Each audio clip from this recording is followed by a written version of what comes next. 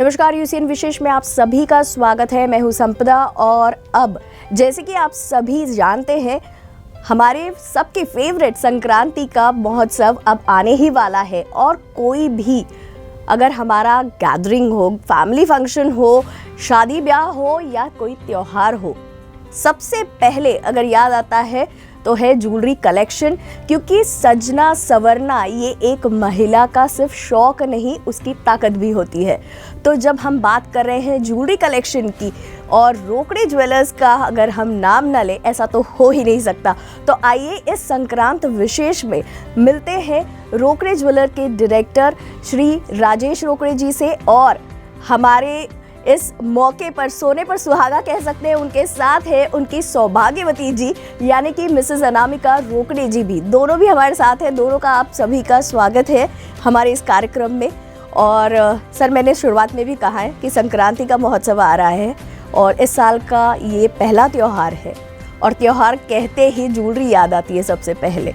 तो आपसे जानना चाहूँगी कि ज्वेलरी कलेक्शन के बारे में तो हम बात करेंगे, लेकिन ये जो संक्रांति यानी मकर संक्रांति आने वाली है, इस त्योहार का जो ग्रहमान होता है उसके बारे में अगर कुछ विशेषता आप बता सकते हैं कि इस ग्रहमान में कौन सा धातु खरीदना चाहिए या फिर इसका इफेक्ट क्या होता है। बिल्कुल संपदा जी, ऐसा है कि अभी साल का मतलब पहला त्यौहार है जिसको मैं कह सकता हूँ। और साल के शुरुआत में मैं बोलूँगा हमारे हिंदू संस्कृति में 3 बड़े त्यौहार होते हैं, संक्रांति, होली और उसके बाद दिवाली। तो उसमें ये शुरुआत है, जनवरी महीने में आता है, 14 जनवरी को आता है। और 14 जनवरी के बाद जैसी संक्रांत होती है, 16 श्रृंगार होते हैं, उसमें से एक ज्वेलरी एक बड़ा श्रृंगार है। और कहीं ना बहुत बड़ा। और जब तक के कोई भी महिला पूरे श्रृंगार नहीं करती तब तक के वो अपने आप को ही उनको अधूरा सा लगता है। तो जब तक के ज्वेलरी उसमें ऐड नहीं होती तो वो 16 श्रृंगार पूरे नहीं होते। और मैं इसीलिए कह सकता हूँ कि एक साल की शुरुआत 2022 और पहला संक्रांति का त्यौहार, तो ज़रूर पूरी ज्वेलरी पहननी चाहिए। और जिनके पास नहीं हो, कोई चीज़ ज्वेलरी की कमी हो, तो ज़रूर उन्होंने ज्वेलरी खरीदनी चाहिए और पूरे 16 श्रृंगार पूरे करने चाहिए। ये आपने जो बात कही है ना, महिलाओं के तो बहुत फ़ायदे की है, लेकिन थोड़ा सा अगर जेंट्स के बारे में सोचिए तो संक्रांत आ गई ऐसा उनको कंप्लीट फील आएगा। क्योंकि हम बात अगर करते हैं जैसे संक्रांत, मराठी में कहते हैं ना संक्रांत आली, वो पुरुषों पर संक्रांत आ जाएगी, आप ऐसे बात करें। लेकिन ये बात सही है कि ज्वेलरी के बगैर नारी का श्रृंगार अधूरा है। और सिर्फ नारी ही क्यों, मैंने जैसे कहा शुरुआत में कि हम ग्रहों की बात करते हैं और हमारे जीवन में सब कुछ सफल हो, इसलिए हम अलग अलग तरह के जेम्स भी यूज़ करते हैं उसी के लिए। तो वो भी एक श्रृंगार का ही पार्ट है, ऐसा भी कह सकते हैं।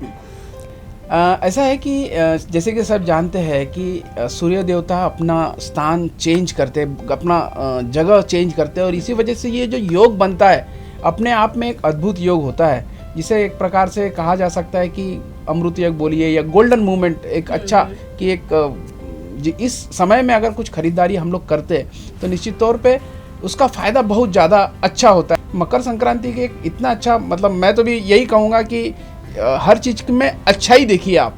तो मकर संक्रांति कहीं पर भी गलत चीज़ों के लिए प्रमोट नहीं होता। जैसे कि आपने थोड़ी देर पहले कहा कि पुरुषों के लिए थोड़ा सा आपने वो एंगल किया, तो मैं तो यही कहूँगा कि पुरुषों के लिए भी बहुत अच्छा है। क्योंकि देखिए ये एक प्रकार से महिलाओं के माध्यम से एक सिस्टमेटिक इन्वेस्टमेंट प्लान महिलाएं रेडी करती है कि जिससे कि हर साल हर संक्रांति को थोड़ी थोड़ी ज्वेलरी वो खरीदती है और वो खरीद के वो एक प्रकार से इन्वेस्टमेंट ही करती है।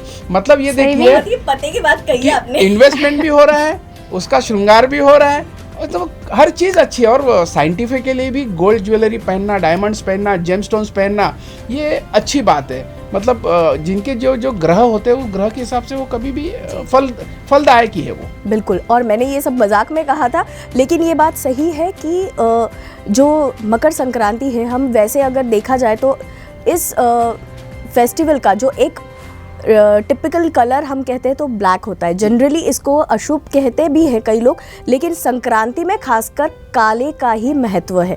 तो यही बताता है हमारा साइंस भी और हमारा शास्त्र भी कि कोई चीज़ शुभ या अशुभ नहीं होती। अगर आप अपनी पॉजिटिविटी रखते हैं तो हर चीज़ अच्छी ही होती है। मैं बिल्कुल, इसलिए आज मैंने अभी काला पहन के आया हूँ यहाँ पे मकर संक्रांति के उपलक्ष्य में।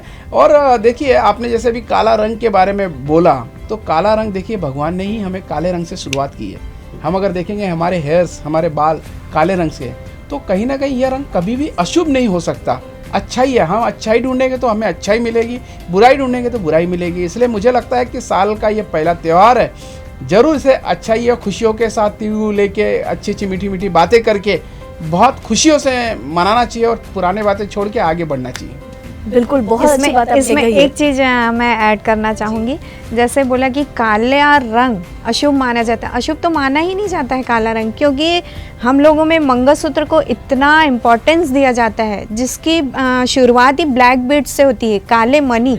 अगर काला मनी उस चेन पे है, गोल्ड धातु पे है, पिरोया गया है, तो वो मंगलसूत्र कितना इम्पोर्टेंट रखता है वो आप ही समझ सकते हैं। एक सुहागन के लिए बोलो तो मंगलसूत्र वही एक ज्वेलरी का पार्ट है। मतलब वैसे आप अपने शौकिया तौर पर कितनी भी ज्वेलरी ले, लेकिन जो मंगलसूत्र का महत्व है वो किसी और ज्वेलरी को, एक सुहागन के लिए नहीं। इसीलिए उसे भाग्य नहीं, सौभाग्य कहते हैं। सौभाग्यवती मंगलसूत्र पहनती है तब उसे सौभाग्य मिलता है, ऐसा कहते हैं। तो काले रंग का कहीं भी शुभ अशुभ से कोई रिलेशन है ही नहीं। ये तो सब अपनी मन की सोच है, ऐसा भी कह सकते हैं। लेकिन अब देखिए, ये बात कह रहे हैं तो आपने अभी कहा कि पूरे जो ग्रह का है वो सारा चेंज होता है इस त्योहार के इसमें, तो ऐसा कोई धातु या ऐसा कुछ होता है, आप बता सकते हैं कि जो खरीदने से महत्वपूर्ण हो, ऐसा कुछ पर्टिकुलर? मतलब अभी देखिए, ये ट्रेडिशनल त्यौहार है, तो पर्टिकुलर महिलाएं जो ट्रेडिशनल कपड़े पहनते हैं, ट्रेडिशनल कपड़े के साथ साथ ट्रेडिशनल ज्वेलरी पसंद की जाती है। कोई महिलाएं ऐसी जो वर्किंग वूमेंस होंगी, वो जीन्स और टी शर्ट में ऑफिस में रहते होंगे, लेकिन पर्टिकुलर अगर आप संक्रांति के समय देखेंगे तो वो साड़ी वेयर करेंगे, या पातर जिसको बोलते हैं, या नौवारी पातर बोले, ये पहनेंगे। तो वो अकॉर्डिंग टू दैट उनकी ज्वेलरी वो पसंद की, जैसे जिसकी टेम्पल ज्वेलरी है, या साज का मंगलसूत्र है, या शिंदेशाही तोड़े है, ये इस टाइप की ज्वेलरी नॉर्मली इस ओकेजन में निकलती है। तो यह उस वजह से इस समय में लोग खरीदते हैं। और देखिए, अच्छा तो देखिए, मतलब मैं तो ये कहूँगा कि कोई भी अगर मौका है और उस मौके में हम लोग अगर कोई अच्छी चीज़ कर रहे हैं, तो ये अपने आप में बहुत स्वर्ण मौका है, स्वर्ण क्षण है। और इसी त्योहार के बाद आप अगर देखें तो शादियों का भी सीज़न होता है। ये एक ऐसा सीज़न है और उसमें भी ज्वेलरी जाहिर है मायने रखती है। खैर, अपनी अपनी चॉइस के साथ कलेक्शन चेंज होते रहता है। लेकिन अभी मैडम, मैं आपसे बात करना चाहूँगी कि सर ने अभी कहा कि महिलाएं कुछ जो ट्रेडिशनल होती है वो ट्रेडिशनल ज्वेलरी, कुछ महिलाएं जो वर्किंग वुमेन होती है। अब वर्किंग वुमेन की बात करें तो आप सर के साथ में एक ज्वेलरी बिजनेस, भले ही आपका फैमिली बिजनेस है ये, लेकिन बहुत कम महिलाएं इस बिजनेस में एज अ बिजनेस वुमेन होती है। मतलब बाय चॉइस खरीदने जाना, और मेरे घर पर है तो मैं अपना कलेक्शन, ये भी चाहिए वो भी चाहिए, वो करना, वो बात अलग है। लेकिन यहाँ पर आप as a business women sir के साथ काम करते हैं, तो कैसा एक्सपीरियंस है आपका? इसके लिए फिर मैं अगेन यही बोलना चाहूँगी कि फैमिली का सपोर्ट, कैसे इनका सपोर्ट तो रहता ही है, साथ में मम्मी का सपोर्ट। जैसे गोल्ड में बहुत सारी चीज़ें रहती हैं जो आप नहीं जान पाते हैं, उसको कैसे परखना है। ऐसे नहीं नॉर्मल चीज़ें, आजकल तो हर टाइप की ज्वेलरी आने लगी है।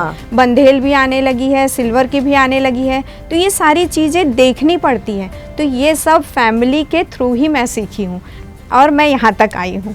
इनका सपोर्ट तो मुझे हमेशा मिलता ही रहा है और आगे भी यही चाहती हूँ कि सपोर्ट मिलता रहेगा मुझे। जैसे मेरे फादर है, उन्होंने इसमें हेल्प की, मेरा छोटा भाई है, उन्होंने हेल्प की। तो जहाँ जहाँ अड़चने आती, जब हम थोड़ा सा उन्हें सपोर्ट करेंगे तो ऑटोमेटिकली वो थोड़ा सा इंकरेज होंगे, अदरवाइज़ वो कर नहीं पाएंगे। और नथिंग इज़ इम्पॉसिबल। अगर कोई चाहे कुछ करना है, सीखना है, करना है, तो 100% हो सकता है। एक दूसरे का सपोर्ट नहीं करेंगे तो आउटकम नहीं आएगा। ये भी बहुत अच्छी बात है, क्योंकि चाह तो हर किसी के मन में होती है, पर उसका अगर कुछ सपना अधूरा रहता है तो वो होता है सपोर्ट के बगैर। शायद इसी वजह से महिलाओं की खासकर अगर बात करें तो, और जब हम बात कर रहे हैं त्योहारों की, ज्वेलरी की, तो महिला एक बहुत इम्पॉर्टेंट रोल प्ले करती है इस बिज़नेस में। सर, क्या यही वजह है कि आपका जो स्टाफ है उसमें मैक्सिमम महिलाओं को ही इंक्लूड किया? ऐसा कोई खास रीज़न है उसके पीछे?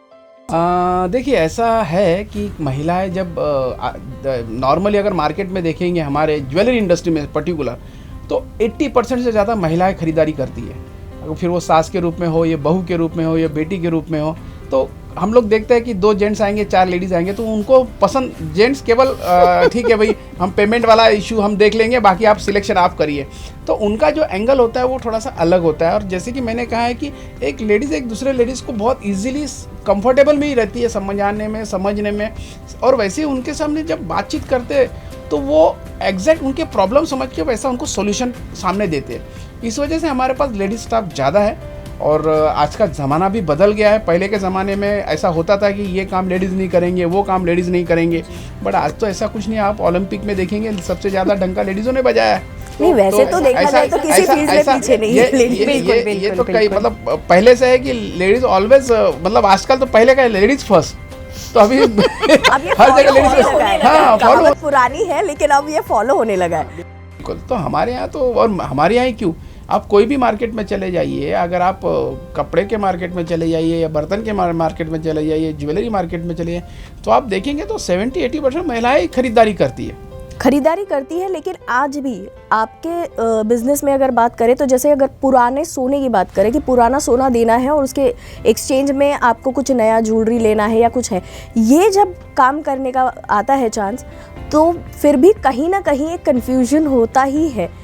तो इसके बारे में आप क्या बता सकते हैं? पहले एक अलग होता था। पहले क्या होता था कि सोना जब आता था उसको कसौटी पे घिस के एक अंदाज से उसका ये निकाला जाता था कि इतना परसेंटेज प्योरिटी है, और उस प्योरिटी के आधार पर हम लोग उसका एक वैल्यूएशन निकालते थे, और वो वैल्यूएशन 1 या 2% प्लस या माइनस में आता था। लेकिन अभी इसमें काफ़ी ज़्यादा चेंजेस आ गए। अभी नई मशीनरीज आ गए, जैसे कैरोटोमीटर जैसा एक मशीन है, वो एक्सरे जैसा मशीन होता है। जिस तरीके से आप एक्सरे करते हो तो आपके हार्ट के पूरे बॉडी के अंदर किसी हड्डी में कुछ फ्रैक्चर है कि नहीं, वो सब चीज़ें बताते हैं। वैसे गोल्ड में कैरोटोमीटर आता है जिससे कि गोल्ड की शुद्धता वो बताते हैं। तो वो उससे क्या होता है, ट्रांसपेरेंसी आ जाती है। कस्टमर अगर कोई ज्वेलरी हमारे पास लेके आते हैं तो हम उसे कैरेटोमीटर पे चेक कर लेते हैं उनके सामने ही, जिससे कि उनका विश्वास बहुत ज़्यादा हम पे बैठ जाता है। और कोई भी ट्रांसपेरेंसी अगर कस्टमर के सामने हम रखते हैं तो वो हैप्पी होते हैं, उनको किसी प्रकार का डाउट नहीं होता है कि नहीं हाँ मेरी जो पुरानी ज्वेलरी जो मैं लेके आई हूँ या लेके आया हूँ, वो ज्वेलरी का मुझे सही दाम मिला है। तो हम सेटिस्फाइड होकर जाते हैं, और यही सेटिस्फेक्शन आज रोकड़े ज्वेलर्स का असली असेट है, मैं ये कह सकता हूँ। ये तो बहुत एक सेकंड, इसके लिए मैं एक चीज़ और बोलना चाहूँगी। ये सारी चीज़ों की नॉलेज के लिए हम लोगों ने रोकड़े ज्वेलर्स में अवेयरनेस प्रोग्राम चलाया है। उसमें ऐसा है कि आपको गोल्ड के लिए नॉलेज मिलेगी, सिल्वर के लिए मिलेगी, प्लैटिनम के लिए मिलेगी और डायमंड के लिए मिलेगी। क्योंकि पहले क्या होता था, हमने ले लिया किस कैरेट का है, कितना मेकिंग लगा है, क्या लगा है, ये सारी चीज़ें हम लोग को पता नहीं रहती थी। हमने ले लिया भाई, हस्बैंड ने पेमेंट दे दिया, हो गया। हाँ, मतलब मुझे डिज़ाइन पसंद आ गई, हस्बैंड के बजट में आ गया तो ले लिया, बस वो घर लेके चले गए। उसके बारे में क्या चीज़ है, गोल्ड कितने कैरेट का है, क्या है, ये सब कुछ नहीं पता रहता था। इसके लिए हम लोगों ने एक अवेयरनेस प्रोग्राम रखा है हम लोगों ने किटी के थ्रू। तो इसमें ग्रुप वाइज लेडीज़ें आती हैं और ये पूरा नॉलेज हम उनको देते हैं कि आपको गोल्ड लेते समय, डायमंड लेते समय क्या क्या चीज़ देखनी है, इसका पूरा नॉलेज दे के हम भेजते हैं। ये आपने एक बहुत अच्छी बात छेड़ी इसलिए मैं कहूँगी कि मतलब हम बात कुछ कर रहे थे लेकिन आपने जो बताया, क्योंकि जनरली ये महिलाओं के साथ, कितनी भी महिलाएं एजुकेटेड हो, कितनी भी कॉन्फिडेंट हो, किसी भी फील्ड की हो, लेकिन बात अगर ज्वेलरी की करती हैं तो वो सिर्फ और सिर्फ चूज़ करने तक, ज्वेलरी डिज़ाइन और पैटर्न्स चूज़ करने तक सीमित रहती है। कहीं ना कहीं उनको एक मन में शंका रहती है कि मैं जो डिसीजन ले रही हूँ वो सही है या नहीं है। तो आपने ये बहुत अच्छी बात बताई कि महिलाओं के लिए खासकर वहाँ आने के बाद आप सारे फ़ायदे और किस तरीके से जज करना है, ये सारी चीज़ें आप उनको प्रॉपर नॉलेज देते हैं।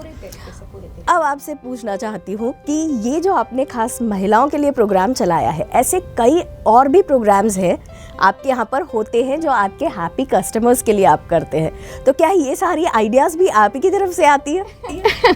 नहीं, ये हमारी पूरी कम होता है कि बिजनेस हाउसेस में कस्टमर्स के लिए इस तरीके से कुछ गेट टुगेदर्स या प्रोग्राम्स हर साल हम भी हल्दी कुमकुम आपके साथ करते हैं, बहुत अच्छा एक्सपीरियंस रहता है। तो ये आइडियाज़ भी आपके हैं, मतलब बिजनेस के से, कि सर की तरफ से आपको कुछ बताया गया? नहीं, ये पूरी टीम की तरफ से होता है हम लोगों का पूरा डिसाइड। इसमें ऐसा है, अभी एक मैं बता ही देती हूँ कि रोकड़े ज्वेलर्स ने फिर से अगेन मकर संक्रांति आ ही रही है, तो ये हम लोगों ने 3 दिन का प्रोग्राम रखा है। 3 दिन का प्रोग्राम ऐसा है कि 18, 19, 20 इसमें हम लोगों ने हल्दी कुमकुम का प्रोग्राम रखा है। तो इसमें सारे गेम्स होते हैं और अदर एक्टिविटीज़ भी बहुत सारी रहती हैं। तो मैं सारी लेडीज़ों से बोलना चाहूँगी कि आप रजिस्ट्रेशन करवाइए, उसका एक नंबर है। मतलब आजकल हल्दी कुमकुम के लिए हम लोग एक दूसरे के घर अगर कम जा पाते हैं तो रोकड़े ज्वेलर्स एक वन स्पॉट डेस्टिनेशन है कि आप यहाँ अपनी फ्रेंड्स के साथ आइए और हल्दी कुमकुम का मज़ा लीजिए। बिल्कुल। आपने इतना अच्छा इनविटेशन तो दिया है सर, आप दोनों से रिक्वेस्ट करूंगी कि जाते जाते अगर कोई संदेश इस संक्रांति के मौके पर आप हमारे व्यूअर्स के लिए देना चाहे तो। बिल्कुल, मैं यही कहूँगा कि आप सभी जितने भी दर्शक ये प्रोग्राम देख रहे हैं, मैं उन सभी से विनती करूँगा कि ज़रूर जो रजिस्ट्रेशन है वो रजिस्ट्रेशन कराए और रोकड़े ज्वेलर्स ज़रूर एक बार, भले ख़रीदारी करने के लिए नहीं लेकिन देखने ज़रूर आइए, क्योंकि आज आप देखेंगे तभी आप कल प्लान कर पाएंगे कि ज्वेलरी इंडस्ट्री में कितना डिज़ाइंस और कितना चेंज हुआ है। और रही बात गारंटी के लिए, तो ऑलवेज़ रोकड़े ज्वेलर्स जो है वो ट्रांसपेरेंसी के लिए, गारंटी के लिए, एम्बियंस के लिए, क्वालिटी के लिए, क्वांटिटी के लिए कटिबद्ध है और पूरी गारंटी के साथ हम लोग हमारी ज्वेलरी आप तक पहुंचाते हैं। और सारी ज्वेलरी हॉलमार्क होती है, कहीं पर भी किसी तरह का डर नहीं होता है। तो इस मकर संक्रांति ज़रूर साल का शुरुआत का पहला बड़ा त्यौहार है, तो आप आइए और इस त्यौहार का लाभ लीजिए। आप सभी को मकर संक्रांति की खूब खूब शुभकामनाएं। तिल गुड़ घ्यानी गोड़ गोड़ बोला। जी बिल्कुल, तिलगुड़ की तरह आपका और हमारा साथ भी यूं ही बना रहे और यूसीएन परिवार की तरफ से आपको भी संक्रांति की ढेरों शुभकामनाएं।